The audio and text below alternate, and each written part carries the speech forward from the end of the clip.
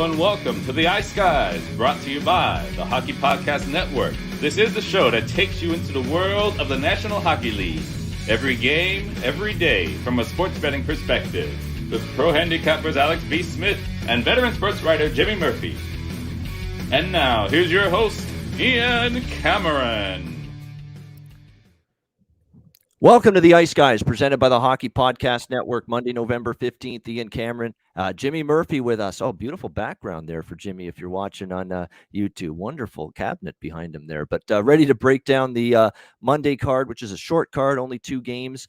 With just 2 games, we'll a little weekend review. I really went into Saturday's games a lot on yesterday's show, so I'll just be brief about yesterday. Look, Calgary did what I thought they would do, put the boots to Ottawa, ravaged team. And now the NHL has come to their damn senses finally and saying, you know what, we got to postpone some of these games for Ottawa. They just can't compete right now with the roster they're putting out there on the ice with all the COVID issues. So that good job by the league finally doing that.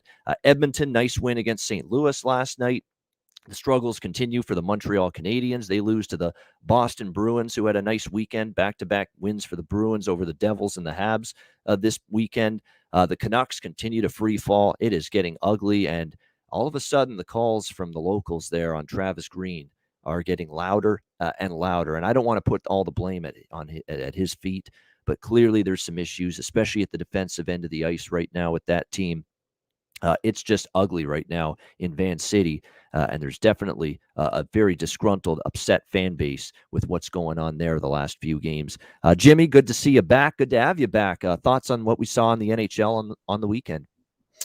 Yeah, it was some very interesting games. I mean, close to home, I'm obviously focused on the Bruins, and it appears that Jeremy Swayman is taking over the starting goalie job there. He got back-to-back starts when he wasn't scheduled to. It was supposed to be Allmark last night against the Canadiens after Swayman started on Saturday in New Jersey, but Swayman got the call again. And, a little rough start. I kind of got burnt on the first period over there.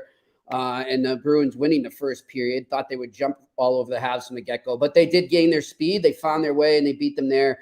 And then you just look around the NHL right now. I mean, not really from a betting standpoint, but I think it was absolutely disgusting that nothing happened to Sidney Crosby for what he did against the Washington Capitals last night. I mean, if Tom Wilson had done what he did, he's getting 5 games minimum, I think. So, I mean, I don't know. Like, I get he's a superstar, and I get sometimes they're going to get the benefit of the doubt, but you got to set an example. You just can't let people ragdoll other players like that. So a little stunned that not even a fine, nothing was discussed, not even a penalty, not even a fine. But I guess I shouldn't be when it comes to the Department of Player Safety.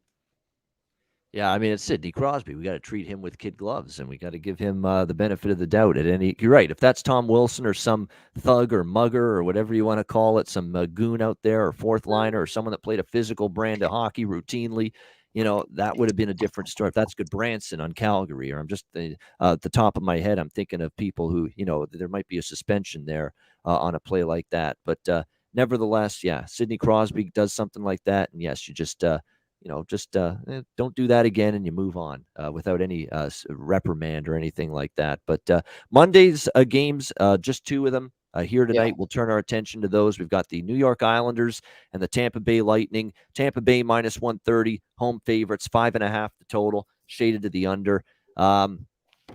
Initially when I looked at this game, I said, boy, let me try to make a case for the Islanders because they definitely should be chomping at the bit, to beat Tampa Bay. This is a team that's given them some grief, obviously, in the playoffs the last couple of years, ended their season. They should be fired up to play the Tampa Bay Lightning, but the Tampa Bay Lightning are playing some much better hockey lately. They're starting to, wake up, get away from that early season slumber where they kind of were up and down, a little bit inconsistent. They're playing better lately. A nice win against Florida, 3-2 in overtime on the weekend, and looking to keep that going here against the Islanders. And the thing that concerns me for the Islanders is, the immense amount of time they've spent on the road, basically the entire last month of the season.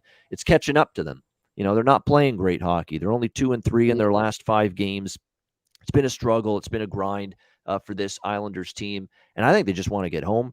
They've got Florida taking on the Panthers tomorrow night to end this incredible stretch of games where they're starting with their first 13 games on the road, and then they'll finally go home to the brand new building this Saturday to entertain the Calgary Flames. So, yeah, definitely some issues right now with the Islanders in terms of the road weary travel schedule that they've endured. So, for that reason, I'm going to pass the game. I talked myself out of the Islanders.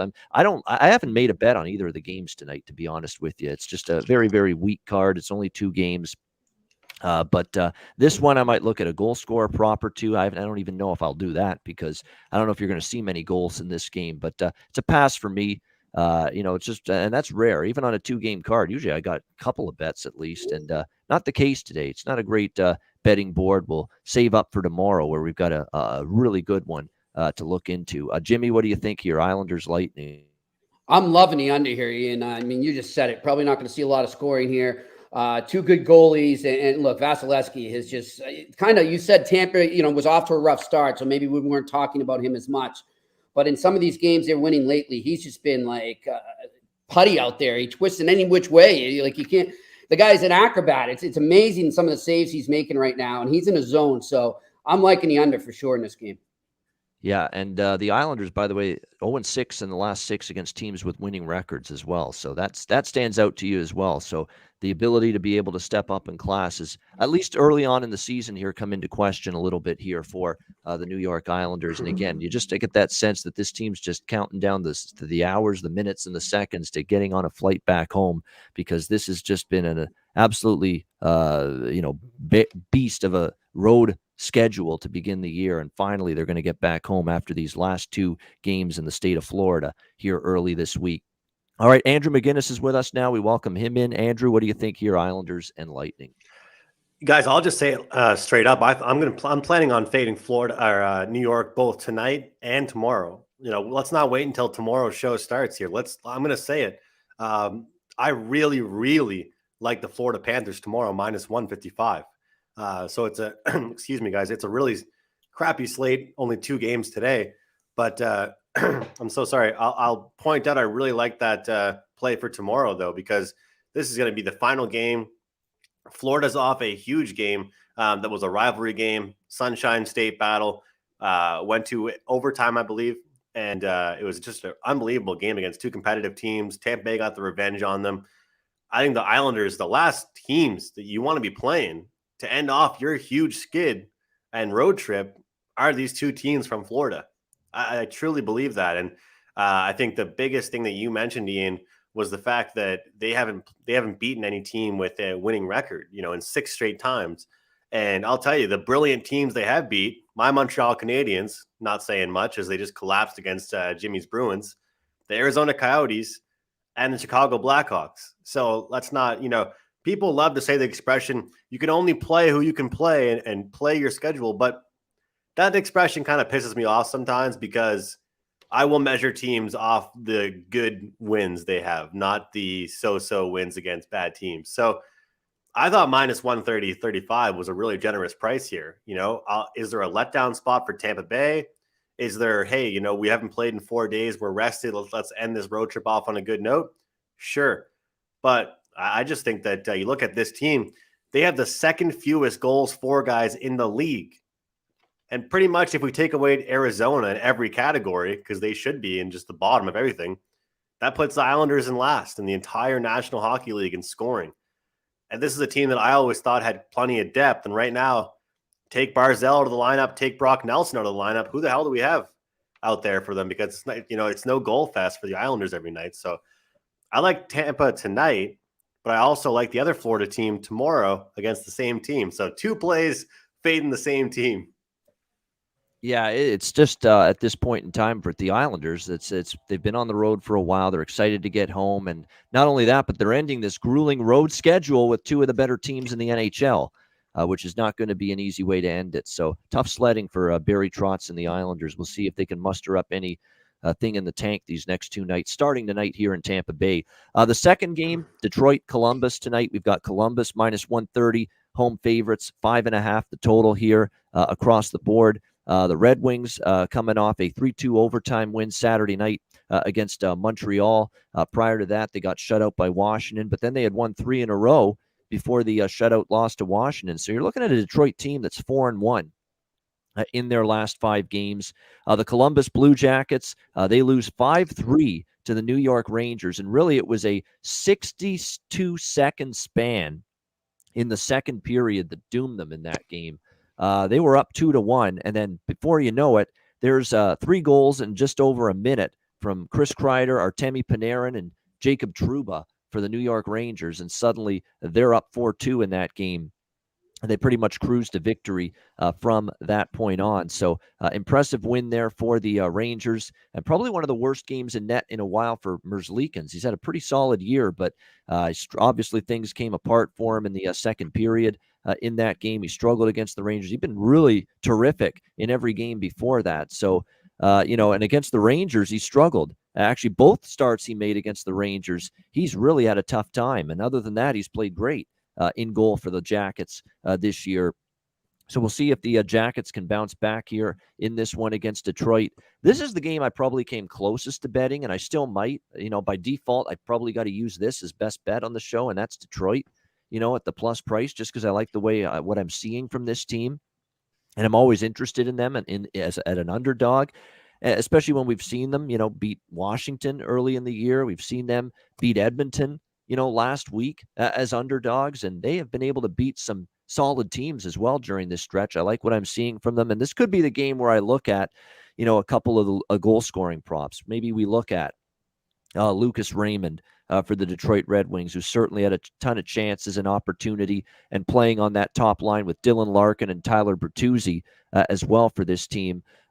He's definitely someone that's stepped it up this year. He's been terrific. The young 19-year-old Dylan Larkin has been really strong lately for the Red Wings as well, since returning from that stint away from the team for personal reasons. He scored 3 goals in the 4 games, including 2 against Montreal Saturday night. So maybe a couple goal score props, maybe a small bet here on Detroit. But again, I didn't love anything on this card. So for the sake of having something to give our viewers and listeners on this show, I'll say Detroit here at a plus price, and it's probably going to be by default my best bet on the show today as well. Jimmy, your thoughts here? Red Wings, Blue Jackets. Yeah, I'm with you too. I like the Red Wings in this spot right now. Still, Columbus, we got to remember, is missing some guys there, and the Red Wings have been a pesky bunch. And I know some of the teams they're beating aren't the best teams out there, but still, they're winning some games, and a lot more than I think we all expected. So I'll go with the Red Wings in this game to take the win on the road with the money line. Yeah, definitely. And Columbus, to be honest with you, I'm not totally shocked Columbus has lost, a couple in a row now, the last 2 games. And I think at some point they're going to fade a little bit. I know they're 7-5. They've actually had a better start than I thought, but starting to see some leaks in the dam right now, the last couple games for the Jackets. Andrew, your thoughts here with Detroit Columbus? Just wanted to say it just got announced. Senators games postponed until at least through November 20th, guys. So I just saw that they decided to take some action. It should have been done this weekend, to be honest with you. That team just is that roster is just not NHL caliber, and they're paying the price. They're going to keep losing if they keep putting out the kind of lineup they put out there yesterday against Calgary. So it's about time the league stepped in. Yeah, I'm just mad at myself. I didn't make some good bets against them. But yeah, I mean, as far as that goes, I actually had some friends at that game. Man, I feel bad for anybody that paid tickets to go watch those games. I mean, they're still NHL players, but man, he traveled from the East Coast to go visit his brother, and the top 6 was like unrecognizable, But yeah, in this game in particular, the thing is, I would have loved to have been able to come on here and talk about props because it's only a 2-game slate. The problem is, I think both games are really low scoring, so it kind of takes me off from wanting to talk props a little bit. I do think that Dylan Larkin at plus 220 is quite ridiculous with what he's been able to do. I mean, usually kind of the top players and captains like that aren't really plus 220. But I like the under in this game. I think it'll be a low-scoring game. I think Columbus has not played well defensively recently. They'll try and fix that. To Jimmy's point about the injuries, I always say that we shouldn't overreact to injuries. But with some teams, I think like Columbus, we can. Because I think it's a lot more noticeable with some teams than others. And with them missing a few key guys, including Line A, is huge. There's no questioning it. I mean, look what happened with the Pittsburgh Penguins. This is coming from an East Coaster, but I mean, they've almost looked worse with Crosby in the lineup so far. But, sometimes you look at teams when they lose a player and they rally around them and play well. But I just don't think Columbus has that, supporting cast to do it. So I think it's a really good game. For me, it's dog or pass. but Columbus has had pretty good analytics that they deserve more goals than they're getting.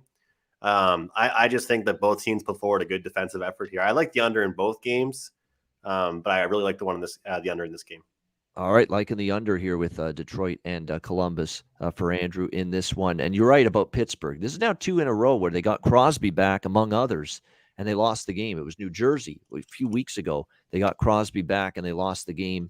And then last night they get him back, and they lose to Washington. They really don't play well. So it's almost like, and this is what happens. It's human nature. Everybody says, hey, we got Sid back. We can relax. We can slough off. We can just expect to win now with him back on the ice, and we don't have to really put in the grunt work or do, it's just a human. It's just one of those mechanical reactions emotionally in the brain. Yeah. It triggers itself like, hey, we got Crosby back. Things are going to be fine. And all of a sudden, you don't play well as a team. You're disjointed. You're out of sync. And then that's what happens. And I do want to play devil's advocate to what I'm seeing on Twitter from all kinds of people about the stuff that Crosby was doing yesterday. Ridiculous. But I do think that it's kind of a shame when your captain and is one of his first games back has to be the guy that's kind of like getting the boys going. Crosby, he has made, cross checks. He threw the guy to the ice. Obviously, that stuff's not good. But it goes to show that, first of all, he's trying to get the team going. And nobody else is really out there doing that. But secondly, I find if everyone's like, suspend him for several games, like get rid of him. But I think that it's because he's a superstar. People are saying it's because he's a superstar. He's not getting punishment. I think it's the only reason why we're talking about this is because he's a superstar. If that's anybody else doing that, it's just like, wow, what a dirty hit. Like, that's just really dirty. But oh my God, Sidney Crosby did that. Like, he's so greasy. It just seems like kind of an overreaction to me. But it's sad to me that he has to be the one to get the boys going. Is kind of the way I took that. Yeah, it was a bad game for Pittsburgh. What do you think, Jimmy? Last night. I mean, I think he got away with murder. That's what I think. That was a dangerous play. What are we seeing right now if he goes in head first and cracks his neck? Oh, I think it's dangerous too. I think it should have been a penalty at least or something. Yeah. So I mean, I think that's why people are talking. It's just nothing was called, and it doesn't matter who you are right now. Yeah. But yeah, I'm sure there are a lot of jealous people out there who would love to see Sid suffer and would love to see him get suspended. But just forget that it's Sid. If it's anyone, it's a penalty, and it should have been suspension warranted too as well. I mean, I don't understand Department of Player Safety anymore. It's just they're baffling, man. It's too up and down, Jimmy. I try to defend them, but I can't. I just can't do it. It's just clueless. It's like they throw darts. Okay, that's what we give this one. That's what we give this one. There's just no consistency to the ruling. Consistency of discipline. 100% true. And the problem is if they avoid one call and then something else happens, they're like, well, we can't call that now because we didn't give the other. What was it last year?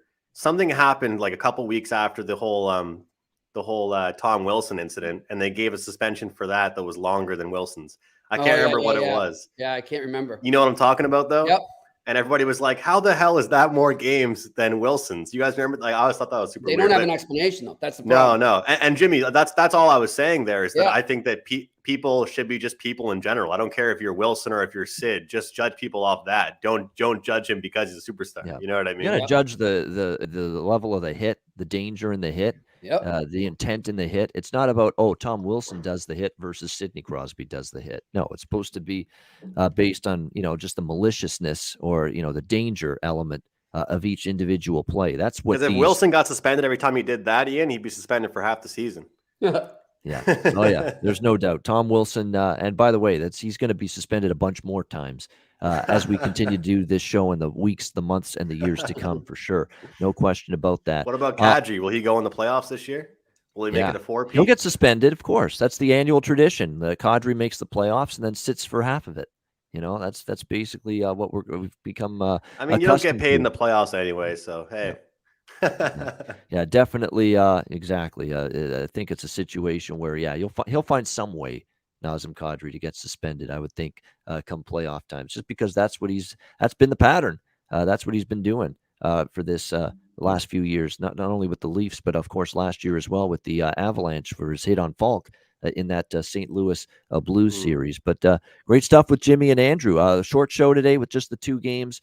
Good news on the horizon. We might have our good friend and our colleague Alex B. Smith back tomorrow on the show. Looking forward to seeing him again.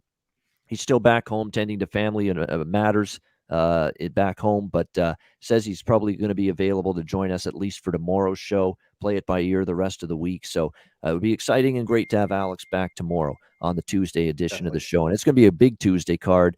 We got a lot of games to break down. In fact, 11 games on the schedule for Tuesday night in the NHL. So looking forward to the show tomorrow. Before we get to best bets, a reminder, the NHL season is here. DraftKings Sportsbook, an official sports betting partner of the NHL, is an unbelievable offer to celebrate the greatest sport on ice. New customers can bet just $1 on any NHL game and win $100 in free bets if either team scores a goal. Doesn't matter if it's a one-timer, a deflection, a breakaway.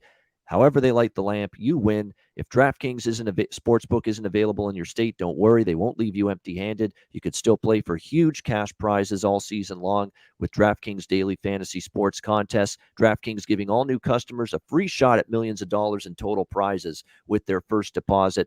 Download the DraftKings Sportsbook app now. Use promo code THPN. Throw down $1 on any NHL game and win $100 in free bets if either team scores a goal. This week, one puck in the net nets you a big win with promo code THPN at DraftKings Sportsbook, an official sports betting partner of the NHL. Must be 21 years of age or older. Must reside in a DraftKings Sportsbook state. New customers only. Minimum $5 deposit and $1 wager required. One per customer. Restrictions apply. See DraftKings.com/sportsbook for details. Gambling problem, call 1-800-GAMBLER. Download the DraftKings Sportsbook app now. Sign up for an account and use the promo code THPN. All right, best bet time. Slim pickings. Not much to choose from. Only 2 games. But Jimmy Murphy, what do you got for us for best bet? I'm going to go with that under in the Tampa game, guys, and the Islanders. Like I said, I just think it's going to be a good goaltenders duel and 2-1 type game I'm seeing there. All right, New York Islanders, Tampa Bay Lightning under 5.5. Best bet for Jimmy Murphy. Andrew, best bet. I'm going to be fading the Islanders the rest of this road trip for them. So I'll give me Tampa. As long as they stay focused off that big win they had, which was a few days ago, I think they'll be ready to go. And I hate using this expression, but after a slower start to the season, I think they have their swagger back. All right, liking the Tampa Bay Lightning minus 130 against the New York Islanders. Best bet for Andrew. My best bet's going to be Detroit by default, and it's only going to be a small bet, nothing significant on a regular card and a bigger card. This would not be my best bet on the show, but by default today, this is my best bet. So keep it small if you're betting it, because it's only a small bet for me, but it's the only one I've got. It's Detroit plus 116 against Columbus. That'll be my best bet for this Monday NHL card. We'll have a lot more to choose from tomorrow, and it'll be a much bigger card, guaranteed. Take the over on number of games on my NHL card tomorrow for sure. Certainly when you're comparing it to today. But it's been a great run. The best bets are rip-roaring now and in good form. A sweep over the weekend for me with best bets. Minnesota, Seattle over on Saturday. Calgary in regulation yesterday. So the best bets are in good form. We're looking to keep it going here on the Ice Guys. Thanks to everyone for tuning in. We appreciate it. A reminder, the Ice Guys is live on YouTube 7 days a week, Monday to Friday, 2 p.m. Eastern, Saturday and Sunday, noon Eastern. If you can't watch the show live, download the Ice Guys podcast in audio form on all major podcast platforms, Google Podcasts, Apple Podcasts, Spotify, Stitcher, and iHeartRadio. Make sure you download the podcast when you can't watch the Ice Guys live. For Jimmy Murphy and Andrew McInnis, I'm Ian Cameron. Have a great Monday night. Enjoy the games and good luck. And we'll talk to you again tomorrow on Tuesday for another edition of the Ice Guys presented by the Hockey Podcast Network.